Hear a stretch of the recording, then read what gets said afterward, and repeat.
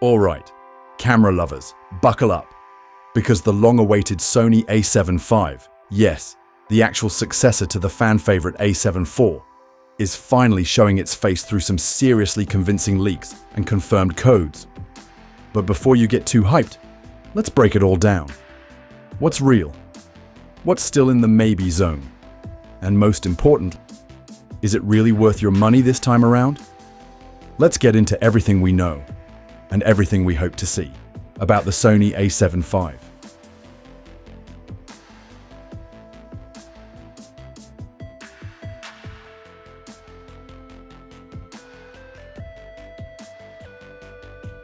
Let's be honest, Sony's A7 line has pretty much shaped the full-frame mirrorless world since it dropped.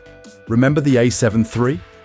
That was a total game-changer back in 2018 at $1999.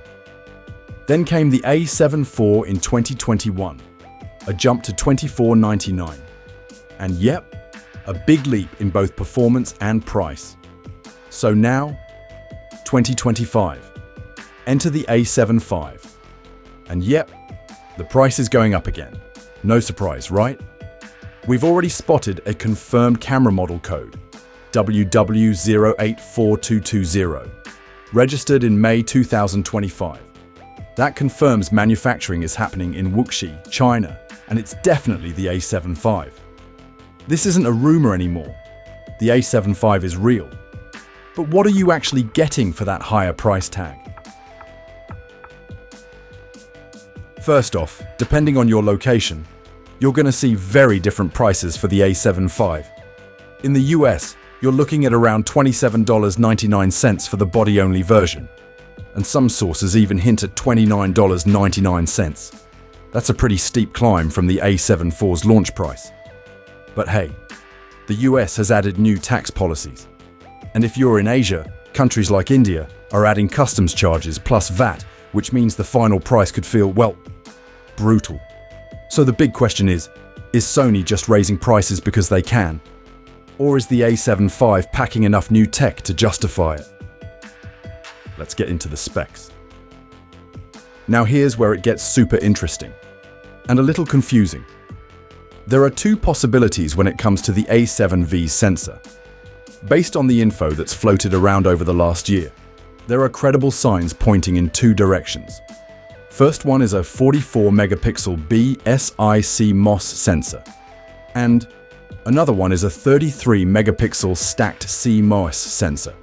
So, which one is it going to be? Well, we don't have the final confirmation yet, but if Sony wants to compete seriously with cameras like the Leica Q3 or even their own RX1R Mark III, a 44-megapixel sensor could make a lot of sense. More resolution, more detail. Great for pros and hybrid shooters who need flexibility in cropping and printing. But, and this is important, going for a stacked 33-megapixel sensor could offer crazy speed and processing power. Less resolution, but better readout times and low-light performance.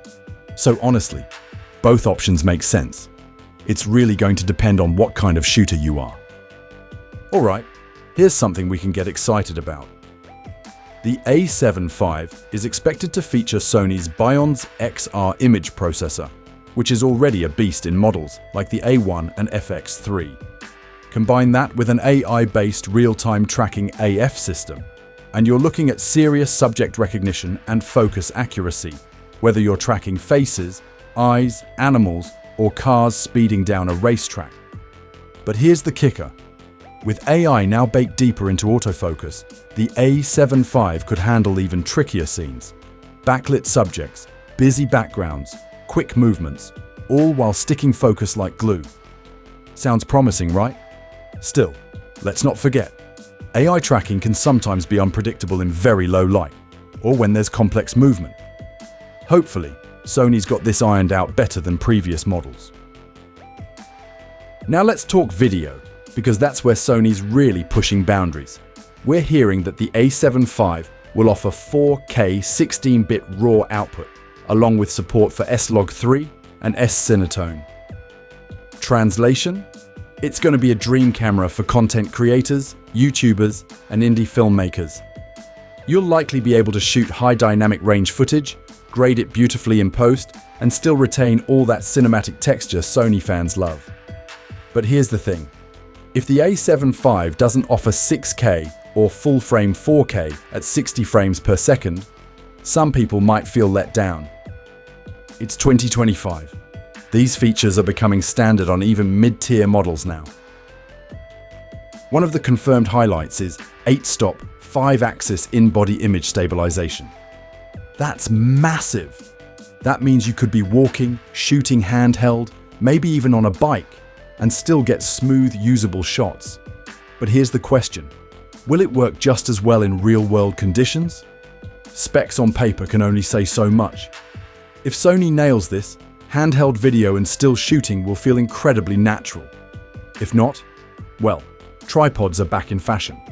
Also, dual card slots, CF Express Type A and SD, is back, which is great news for hybrid shooters juggling high bitrate video and stills. As far as the body goes, no confirmed redesigns just yet. But since it's a continuation of the A7 line, don't expect any radical changes. That familiar, sturdy Sony build quality is almost guaranteed. Probably weather-sealed, lightweight, with deep grip and customizable buttons. Exactly what pros expect. Now here's the final takeaway. The Sony A7V is clearly being positioned as a serious hybrid tool, aiming to balance photography and videography with a high-end sensor, better processing, improved stabilization, and next-gen autofocus. But is it perfect? Probably not. If Sony goes with a 33-megapixel sensor instead of 44-megapixel, some photographers might feel like they were hoping for more. If it doesn't include full-frame 4K 60p or oversampled 6K, filmmakers may look elsewhere. And of course, there's the ever-growing price. That's always going to be a hurdle for many. So, what do you think? Is the A7V shaping up to be your next camera upgrade? Or does the rising cost, sensor uncertainty, or lack of major design shifts have you holding back? It's really going to depend on what kind of shooter you are. Hopefully, Sony's got this ironed out better than previous models.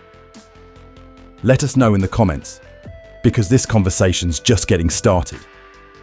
And hey, if you found this breakdown helpful, don't forget to hit that like button, subscribe for more deep dives, and we'll keep you updated the moment Sony makes things official.